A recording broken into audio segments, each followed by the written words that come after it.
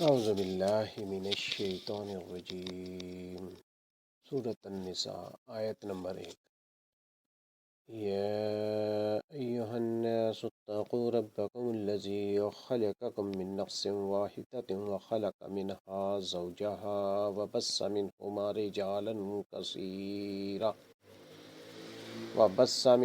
رجالا کثیرا ونساء واتقوا اللہ الذی تساءلون به والارحام ان اللہ کان علیکم رقیبا۔ لوگو، اپنے پروردگار سے ڈرو، اپنے رب سے ڈرو جس نے تمہیں ایک جان سے پیدا کیا اور اسی کی جنس سے اس کا جوڑا بنایا، اور ان دونوں سے بہت سے مرد اور عورتیں دنیا میں پھیلا دیں۔ اس اللہ سے ڈرو جس کا واسطہ دے کر تم ایک دوسرے سے مدد چاہتے ہو، اور ڈرو رشتوں کے قطع تعلقی کرنے سے، توڑنے سے، بے شک اللہ تعالی تم پر نگران ہے، نگہبان ہے۔ اس مفہوم کے لیے اصل میں خلق منہا زوجہا کے الفاظ آئے ہیں۔ انہیں سورۃ نحل 16 نمبر سورت کی آیت 72 میں واللہ جعل لکم من انفسکم ازواجا کی روشنی میں دیکھیے تو ان کا ترجمہ بھی ہو سکتا ہے اسے اس میں سے یا اس کے اندر سے کے معنی لینے کے قطعاً ضرورت نہیں محسوس ہوتی۔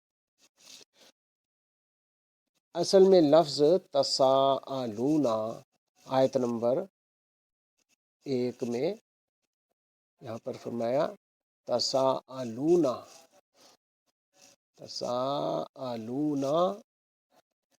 اصل میں لفظ تساءلون آیا ہے، اس کے معنی جس طرح ایک دوسرے سے پوچھنے اور سوال کرنے کے ہیں، اسی طرح ایک دوسرے سے مدد چاہنے کے بھی ہیں۔ یہاں یہ اسی دوسرے مفہوم یعنی ایک دوسرے سے مدد چاہنے کے مفہوم میں استعمال ہوا ہے۔ ویسے تو تساءلون کے عمومی معنی ایک دوسرے سے پوچھنے اور سوال کرنے کے لیے جاتے ہیں، لیکن یہاں پر واضح طور پر ایک دوسرے سے مدد چاہنے کے لیے گئے ہیں۔ تیسری بات، اس صورت میں جو اہم ہدایت آگے دی جا رہی ہے، یہ آیات ان کے لیے جامع تمہید ہے۔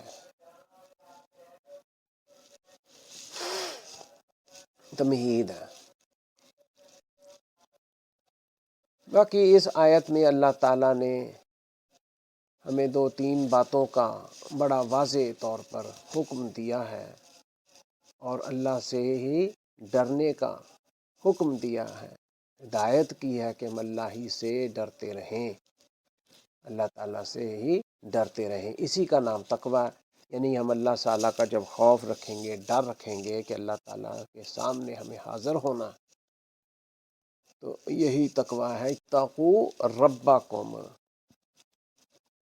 پہلی بات یہ ہے کہ اس آیت میں جس تقویٰ کی ہدایت کی گئی ہے، اس کا ایک خاص موقع محل ہے۔ اس تقویٰ سے مراد یہ ہے کہ یہ مخلوق خلق آپ سے آپ وجود میں نہیں آئی، بلکہ یہ اللہ تعالیٰ کی پیدا کی ہوئی ہے، جو ہم سب کا، تمام جہانوں کا، پوری کائنات ارض و سما کا خالق و مالک ہے، اور سب کا رب ہے۔ اس وجہ سے کسی کے لیے بھی یہ جائز نہیں کہ وہ اس کو ایک بے مالک اور بے رائی کا ایک آوارہ گلہ سمجھے، اس میں دھاندلی مچائے، ظلم کرے، ظلم و تعدی کا دوسروں کو نشانہ بنائے، بلکہ ہر ایک فرد کا یہ فریضہ ہے کہ وہ اس کے معاملات میں اللہ سے ڈرے، انصاف کرے، رحم کی روش اختیار کرے، ورنہ کیا ہوگا؟ فرمایا یاد رکھے کہ اللہ تعالیٰ بڑا زور آور، بڑا قوی طاقتور قہار و جبار ہے۔ جو لوگ اس کی مخلوق کے معاملات میں دھاندلی مچائیں گے، ظلم کریں گے، ناجائز طور پر لوگوں کو ستائیں گے، وہ اس کے قہر و غضب سے نہیں بچ سکتے، نہیں بچ سکیں گے اس دنیا و آخرت میں۔ فرمایا کہ اللہ تعالیٰ نگہبان ہے، وہ ہر چیز کی نگہبانی اور نگرانی کر رہا ہے۔ دوسری بات، اہم بات جو اس آیت کریمہ میں واضح کی گئی ہے وہ یہ کہ تمام نسل انسانی ایک ہی آدم کا کنبہ، گھرانہ، قبیلہ ہے، یعنی کہ تمام انسان حضرت آدم علیہ السلام سے ہی پیدا کیے گئے ہیں۔ سب کو اللہ تعالیٰ نے ایک ہی آدم و حوا کے نسل سے پیدا کیا ہے، لہٰذا آدم کی نسل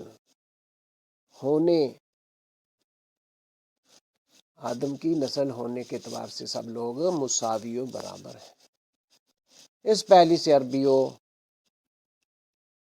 عجمی، احمر و اسود، افریقی، ایشیائی، یورپی، مغربی، جی، گورے، کالے، ہر ایک انسان میں اللہ تعالیٰ نے کوئی فرق نہیں رکھا۔ سب اللہ سبحانہ و تعالیٰ کی مخلوق ہے اور سب کے سب آدم علیہ السلام کی اولاد ہیں۔ اللہ تعالیٰ اور رحم کا رشتہ سب کے درمیان مشترک ہے،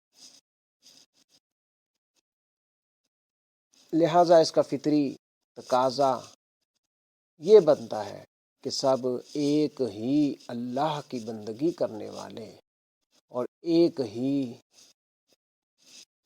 مشترک کنبے کے افراد کی طرح آپس میں حق و انصاف، محبت و الفت کے تعلقات رکھنے والے بن کر زندگی بسر کریں۔ اس اہم آیت مبارکہ میں تیسری بات جو اہم ہے وہ یہ ہے کہ جس طرح آدم تمام نسل انسانی کے باپ ہیں، اسی طرح حوا تمام نسل انسانی کی ماں ہے۔ اللہ سبحانہ و تعالیٰ نے حضرت حوا علیہ السلام کو حضرت آدم علیہ السلام ہی کی جنس سے پیدا کی۔ اس وجہ سے عورت کوئی ذلیل، حقیر یا کمتر یا گنہگار مخلوق نہیں قرار پائی، بلکہ عورت بھی شرف و انسانیت میں برابر کی شریک ہے۔ عورت کو حقیر و ذلیل مخلوق نہ سمجھا جائے، اس کے حقوق سے آشنا ہوا جائے اور اس کو حقوق سے محروم نہ کیا جائے، اسے کمزور خیال نہ کیا جائے اور اسے کمزور سمجھتے ہوئے ظلم و ستم کا نشانہ نہ بنایا جائے۔ اس کے بعد اللہ تعالیٰ چوتھی بات میں اللہ تعالیٰ رحم کا واسطہ ہمیشہ سے باہمی تعاون و ہمدردی کا محرک جو ہے وہ ہمیں آگاہ کر رہی ہے کہ جس کو بھی کسی مشکل یا خطرے سے سابقہ پیش آتا ہے، تعلق ہوتا ہے، مشکل پیش آتی ہے، وہ اس میں دوسروں سے اللہ سبحانہ و تعالیٰ اور رحم کا واسطہ دے کر اپیل کرتا ہے، مدد طلب کرتا ہے اور اپنا مسئلہ حل کرنے کی کوشش کرتا ہے۔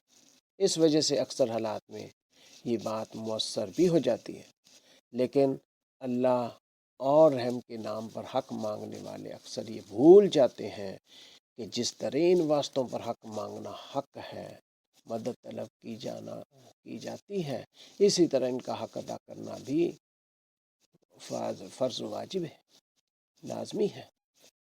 جو شخص اللہ سبحانہ و تعالیٰ اور رحم کے نام پر لینے کے لیے تو چوکس ہے، لیکن وہ دینے کے لیے آمادہ نہیں ہے،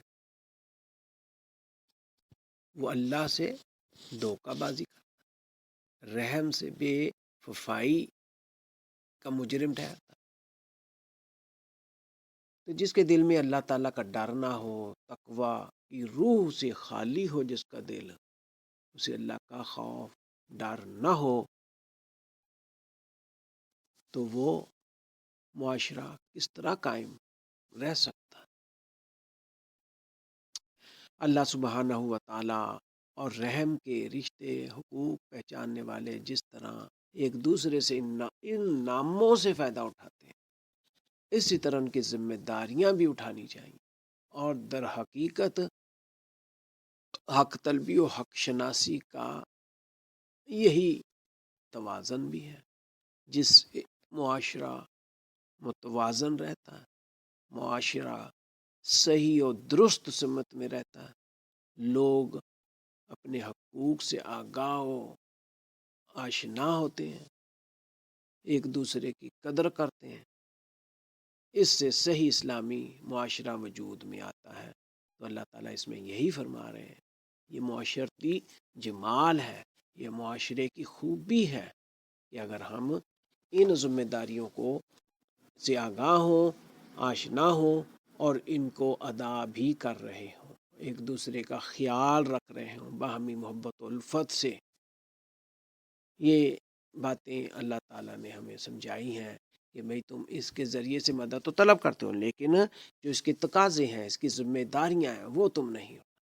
ان کی طرف اللہ تعالیٰ نے ہمیں آگاہ کیا ہے، سمجھایا ہے، کیونکہ اللہ تعالیٰ صحیح اسلامی معاشرہ اس دنیا میں چاہتا ہے کہ لوگ ایک دوسرے کا خیال رکھیں، ان کے حقوق بجا آور طور پر صحیح طور پر ادا کریں۔ اسی لیے اسی حقیقت کی طرف اللہ تعالیٰ نے اس آیت مبارکہ میں ہمیں یہ آگاہ کیا ہے، سمجھایا ہے، فرمایا کہ وَاتَّقُوا اللَّهَ الَّذِي تَسَاءَلُونَ بِهِ وَالْأَرْحَامَ۔ آیت مبارکہ کا یہ حصہ، یہ اہم ترین ٹکڑا اسی چیز کی نشاندہی کر رہا ہے، اس طرف ہمیں آمادہ کر رہا ہے، سمجھا رہا ہے اللہ پاک کہ وَاتَّقُوا اللَّهَ الَّذِي تَسَاءَلُونَ بِهِ وَالْأَرْحَامَ، اسی چیز کی نشاندہی تاکہ یہ معاشرہ، یہ اسلامی معاشرہ مسلمان کا بھائی ہے۔ جی، تمام نسل انسانی جو مخلوق ہے اللہ تعالیٰ کی، آدم کی اولاد ہے، یہ نسل انسانی آدم کی اولاد ہے، تو وہ ایک دوسرے کے باہمی طور پر معاون و مددگار ہے۔ تو اس میں اللہ تعالیٰ نے یہ ہمیں بہت اہم ہدایات دی ہیں، سمجھایا ہے، بتایا ہے۔ تو فرمایا اس آیت مبارکہ میں اللہ تعالیٰ نے ہمیں یہی آگاہ کیا ہے کہ اے لوگو، اللہ سے ڈر جاؤ، اللہ سے ڈر جاؤ۔ فرمایا کہ اس اللہ سے ڈر جاؤ جس نے تمہیں ایک جان سے پیدا کیا، ایک جان سے پیدا کیا، اور اسی کی جنس سے اس کا جوڑا بنایا، ان دونوں سے بہت سے مرد اور عورتیں پھیلا دی۔ اسی اللہ سے ڈر جاؤ جس کا واسطہ دے کر تم ایک دوسرے سے مدد چاہتے ہو، اور ڈرو رشتوں کے توڑنے سے، قطع رحمی سے۔ فرمایا بے شک اللہ تعالی تم پر نگران ہے، نگہبان ہے۔